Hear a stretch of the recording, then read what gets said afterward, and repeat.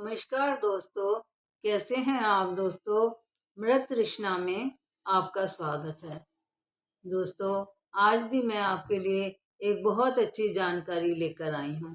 यह जानकारी आपके बच्चों के विवाह के ही बारे में लेकर आई हूँ। दोस्तों, आज मैं आपको बताने जा रही हूँ कि जब हम अपने बच्चों की कुंडली मिलाते हैं, उसमें हम कई चीज़ों को देखा करते हैं, जैसे कि गण दोष है, मैत्री है, और आपस में नाड़ी एक दूसरे की मिलती है या नहीं मिलती, राशि मिलती है या नहीं मिलती, भ्रकूट कैसा है, ये सब हम कुंडली मिलान करते समय देखते हैं। तो इसमें एक दोष जो सबसे ज़्यादा माना जाता है वो है नाड़ी दोष।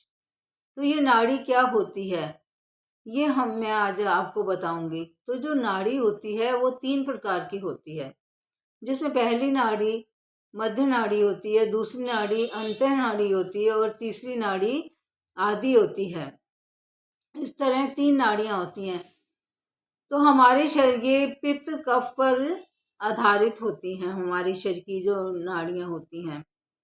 तो हम देखते हैं इस प्रकार जो नाड़ी दोष होता है उसे बहुत ही अशुभ माना जाता है और ये शादी के बाद बहुत ही परेशानी देता है वर वधू के जीवन में। निर्धनता हो जाती है, स्वास्थ्य में कमी हो जाती है, झगड़े होते हैं और जो बच्चे पैदा होते हैं वो विकलांग पैदा होते हैं, स्त्री में बांझपन आ जाता है और ऐसी काफ़ी जो बच्चों का स्वास्थ्य ठीक नहीं रहता और पति पत्नी के स्वास्थ्य में भी काफ़ी परेशानियां आती हैं। इस तरह नाड़ी दोष में बहुत ज़्यादा परेशानियां होनी शुरू हो जाती हैं। इसलिए इनके लिए क्या करना चाहिए, जब नाड़ी दोष देखा जाए तो उसके लिए हमें बहुत से उपचार करने चाहिए।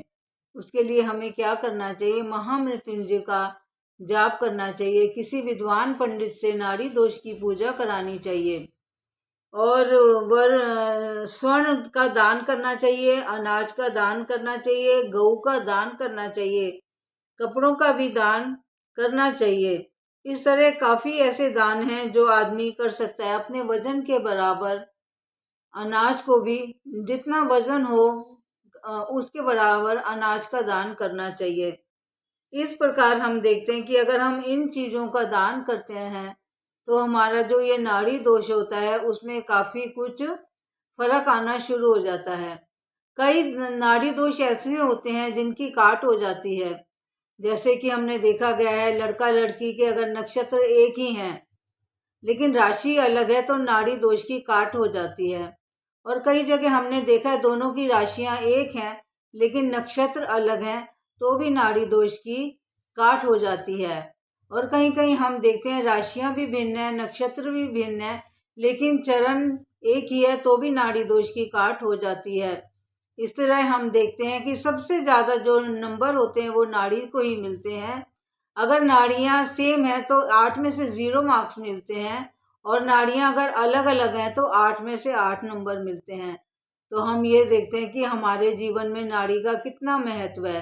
तो बच्चों के विवाह करते समय सबसे पहले आप ये देखना जरूरी समझें कि बच्चों की नाड़ियाँ कभी भी एक नाड़ी नहीं होनी चाहिए, बच्चों की नाड़ियाँ अलग अलग होनी चाहिए। अगर बच्चों की नाड़ियाँ एक है तो उनके लिए अलग अलग उपचार करा के विद्वान से पूजा करानी चाहिए। हम देखते हैं कि जो ब्राह्मण जाति है, ब्राह्मण जाति जो होती है उसके ऊपर नाड़ी दोष का प्रभाव ज़्यादा होता है, लेकिन क्षत्रिय जाति को नाड़ी दोष का कोई ऐसा प्रभाव उसके ऊपर नहीं पड़ता। इस प्रकार हम देखते हैं नाड़ी दोष का हमारे जीवन में कितना महत्व है। धन्यवाद।